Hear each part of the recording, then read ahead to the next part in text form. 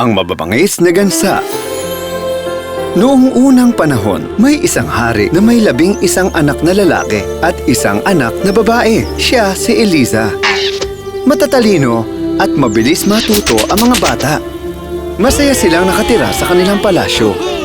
Hanggang isang araw, nagpa siyang hari na magpakasal muli. Naging malungkot siya matapos ang pagpanaw ng kanyang unang asawa. Nagkaroon ng isang engranding pagdiriwang. Sabik pa naman ang bata na makilala ang kanilang madrasta. Gusto ulit nilang magkaroon ng isang ina. Ngunit iba ang naging karanasan nila. Isang mangkukulam pala ang bagong reyna at hindi sila tinrato na parang tunay niyang anak. Nalungkot sila nang makilala ang reyna. Gusto ko silang palayasin. Lahat sila. Para magawa ang kanyang balak, dinala niya si Eliza sa malayong lugar kasama ang mag-asawang magsasaka. Gumawa siya ng kasinungalingan tungkol sa mga prinsipe, kaya nagalit ang hari at pinalayas ang mga ito sa palasyo. Sinamantala ng reyna ang pagkakataon at sinumpa ang 11 prinsipe. Isinusumpa kong habang buhay kayo magiging mga pangit at tahimik na ibon. Hala, sige, lipad! Ngunit mababait at busilak ang puso ng mga prinsipe, kaya hindi ganap na natupad ang sumpa. Sa halip na maging pangit na ibon, nag-ibang anyo sila at naging mga magagandang gansa at lumipad paalis ng palasyo. Si Eliza naman ay hindi masaya sa kanyang kalagayan. Sabik na siyang makita ang kanyang mga kapatid. Nang siya'y 15 taong gulang, pinayagan siyang bumalik sa palasyo at magpakita sa hari. Ayaw ng reyna na makita si Eliza ang kanyang ama at naiinggit siyang makita si Eliza na isang napakagandang dalaga. Aba, hindi pwedeng mas maganda pa siya sa akin. At siya ay nagpanggap na mabuti. Maligayang pagdating. Maligayang pagbabalik dito sa palasyo. Tara, doon muna tayo sa kwarto ko. May ireregalo ako sa'yo. Alagyan ko ng pumada ang iyong muka at buhok para protektahan ka sa masasamang espiritu.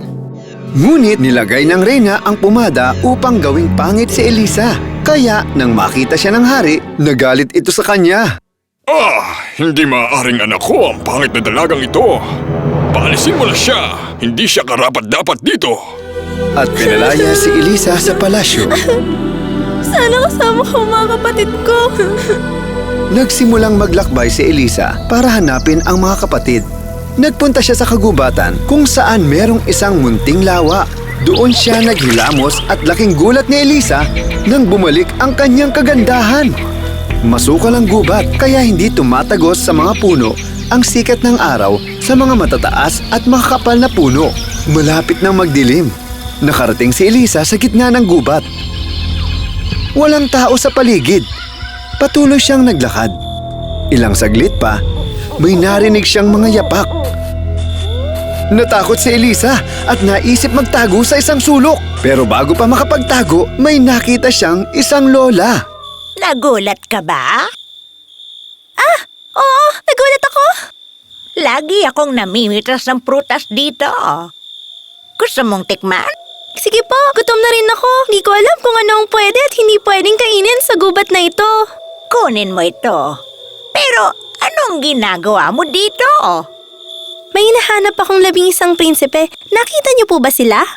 Wala akong nakita. Pero may mga gansa na lumilipad at may suot na korona. Andun sila sa ilog. Kapag pumunta ka doon, baka makita mo sila. Nagpasalamat si Eliza sa matanda at naglakbay patungo sa ilog. Pagkatapos ng ilang oras na paglalakad, nakarating siya sa dakong nagtatagpo ang ilog at ang karagatan. Wala namang tao rito. Ay, paano ko sila hanapin? May nakita siyang 11 balahibo malapit sa halamang dagat. 11 balahibo! Siguro makikita ko na mga kapatid ko. Malapit nang lumubog ang araw at nakita niya ang 11 gansa na lumilipad sa langit at patungo sa kung saan siya nakatayo. Bumaba sila sa malapit sa kanya at kasabay ng paglubog ng araw, nagbalik anyo sila sa pagiging prinsipe. Mga kapatid ko! Sa wakas, nakita rin tayo. Si Eliza to! Masaya silang lahat nang makita si Eliza. Dahil sa sumpa ng reyna, naging gansa kaming lahat. Lumilipad kami sa kalangitan kapag may araw. Pero paglubog nito, nagiging tao kami ulit. Nakakabalik kami sa palasyo 1 beses sa 1 taon. Babalik nga kami doon bukas. Gusto mo bang sumama? Oo naman, sasama ako. Gusto ko na ring matanggal ang sumpa sa inyo.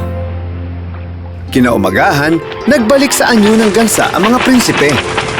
Pinaupo nila si Eliza sa isang lambat at binuhat nila ito sa kanilang tuka at saka lumipad. Tuwang-tuwa si Eliza sa kanyang pagsakay dahil lumilipad siya sa ibabaw ng mga ulap. May nakita siyang mga bundok, gubat, mga bayan, mga nayon at palasyo sa ibaba.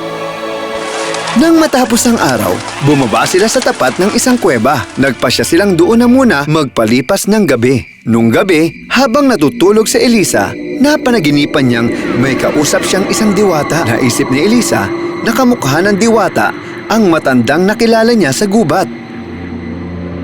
Kumusta, Eliza? Alam ko kung anong bumabagabag sa iyo.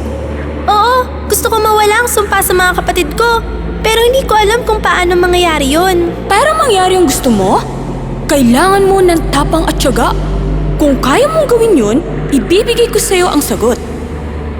Gagawin ko ang lahat para sa kanila. Pero masasaktan ka. Titiisin ko. Sabihin mo na ang solusyon. May espesyal na kulitis na tumutubo malapit sa kuwebang ito. Kailangan mo silang pitasin, durugin hanggang maging pino at maghabi ng 11 balabal mula rito. Ihagis mo mga balabal sa mga gansa at mawawala ang sumpa. Ngunit ang pinakamahalaga, ipangako mong hindi ka magsasalita magmula sa simula ng iyong paggawa nito hanggang sa matapos ka. Kapag nagsalita ka, mamamatay ang mga kapatid mo. Sige, gagawin ko yun. Nagising si Eliza sa pagkakatulog at nalamang panaginip lang ang nangyari. Hinanap niya ang mga kapatid, pero umalis na ang mga ito. Ito ang tamang pagkakataon para simulan ng paghabi.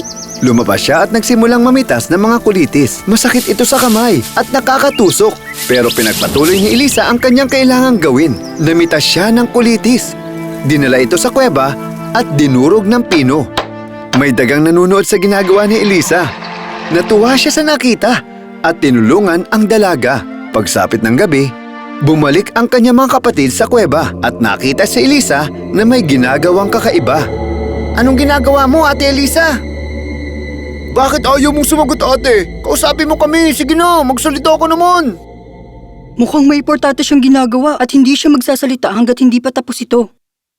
Lumapit ang bunsong kapatid ni Eliza at tinignan ang kanyang mga kamay. Nakita niya ang mga sugat at paso sa kamay ni Eliza at bigla itong napaluha. Umatak ang luha niya sa kamay ni Eliza. Napaginhawa nito ang kanyang kamay at saka siya nakatulog. Nagpatuloy sa trabaho si Eliza ng ilang araw. Tinutulungan siya ng kaibigan niyang daga. Natapos siya maghabi ng isang balabal at naganda para gawin ang susunod. Isang araw, habang namimites ng kulitis, nakarinig siya ng tunog sa malapit. Kaya bumalik na siya sa kuweba. Ngunit, agad siya napaligiran ng mga aso at ilang mga ngaso. Magaganda ang kanilang mga kasuotan. Isang matipunong lalaki ang bumaba sa kanyang kabayo at lumapit kay Eliza. Sino ka? Anong ginagawa mo rito? May maitutulong ba ako sa'yo? Hindi kita pwedeng iwan dito. Delikado sa lugar na ito. Ako ang hari ng lupaing ito. Sumama ka sa akin sa palasyo at mas ligtas ka doon. Sige na, sumama ka na. Walang nagawa si Eliza kung hindi ang sumama sa hari. Nakarating sila sa palasyo bago lumubog ang araw. Maganda sa palasyo, pero hindi masaya doon si Eliza. Araw-araw siya nalulungkot at umiiyak habang naaalala ang mga kapatid. Binigay ng hari ang kanyang materyales para sa balabal na kanyang hinahabi. Makukuha mo lahat ng gamit mo para naman maramdaman mong dito ka nakatira. Aha! Ang ngiti mo! Mukhang nauhulog na ang loob ko sa'yo. Walang ibang ginawa si Eliza bukod sa paghabi ng balabal para sa mga kapatid. Natapos niya ang 10 balabal. Nang gagawin niya na ang panghuli, naubusan siya ng kulitis. Naisip niyang pumunta sa sementeryo malapit sa palasyo para kumuha ng kulitis. Kaya lumabas siya ng palasyo ng gabing iyon at naghanap ng sementeryo. Habang namimitas ng kulitis, nakita siya ng mga kawal at tagapayo ng hari. Andiyan ka pala! Anong ginagawa mo dito? Pumipitas ng kulitis? Para saan?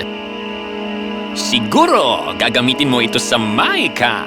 Marahil isa kang mangkukulam. At napatunayan ko na ito, kamahalan. Hindi ako naniwala sa mga kawal ko noong una, pero ngayon, dalhin siya sa hukuman bukas. Sila na ang magpapasya ng kanyang kaparusahan. Dapat siyang patayin sa harap ng mga taong bayan! Oh, patapakan siya sa paa ng elepante! Walang lugar ang mangkukulam sa kahariang ito! Kailangan siyang mamatay bukas bago lumubog ang araw! Napagpasyahan na ipatapon si Elisa sa isang isla malayo sa palasyo. Kinulong siya sa bilangguan at doon dapat magpapalipas ng gabi. Bigla na lang bumukas ang pinto at inihagi sa kanya ang mga balabal na kanyang hinabi. Pinabibigay ang mahal na hari, baka sakaling mainitan ka. Ito na ang huling pagkakataon para matapos ko ang kailangan kong gawin. Pero kailangan ko pa ng kulitis para matapos ko ang paghabi. Nakita niya ang kaibigang daga sa bintana ng selda. Agad-agad siyang nagpatuloy sa paghabi. Pabalik-balik ang daga mula sa selda hanggang sa simenteryo. Namitas siya ng kulitis at dinala ang mga ito kay Elisa. Hinahabi na niya ang huling balabal hanggang sa pinalabas siya ng kulungan kinaumagahan. Nakasakay siya sa isang kariton. Patuloy pa rin siya sa paghabi ng balabal at hindi nagsasalita kahit na pinapanood siya ng daan-daang taong bayan. Nakalapag sa kanyang paanan ang 10 balabal. Malapit na siyang makarating sa barko na magdadala kay Elisa sa malayong isla. Nang panahong iyon, may narinig siyang tunog. Tumingala siya at nakita ang 11 gansa na lumilipad sa langit. Umupo sila sa kariton upang protektahan siya. At natapos ni Elisa ang huling balabal. Isa-isa niyang hinagis ang balabal sa mga ibon.